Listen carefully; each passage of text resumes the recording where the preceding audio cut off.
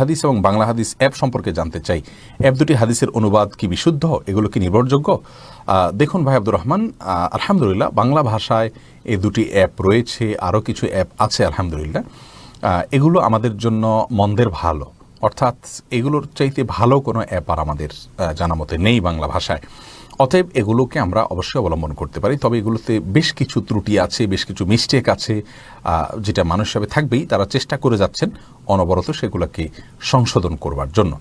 এর বাইরে ডেইলি ইসলাম নামে একটা অ্যাপ আছে আলহামদুলিল্লাহ। এই অ্যাপ আমাদের এক বড় ভাই করেছেন এবং তিনি আলহামদুলিল্লাহ আল্লাহ তাআলা দুনিয়ার দিক থেকে তারা অনেক বড় করেছেন, ভালো রেখেছেন, তিনি করেছেন। আমরাও এটার সাথে জড়িত আছি। সেই অ্যাপটাও আলহামদুলিল্লাহ কাজ করছে আপনাদেরকে কোরআন হাদিসের হিউজ নলেজ যেন আপনারা অ্যাপের মাধ্যমে অর্জন করতে পারেন, সেই জন্য আশা করছি ইনশাআল্লাহ বিইذনিল্লাহ সেটা খুব শীঘ্রই আপনাদের জন্য সম্পূর্ণরূপে প্রস্তুত হয়ে হাজির হবে।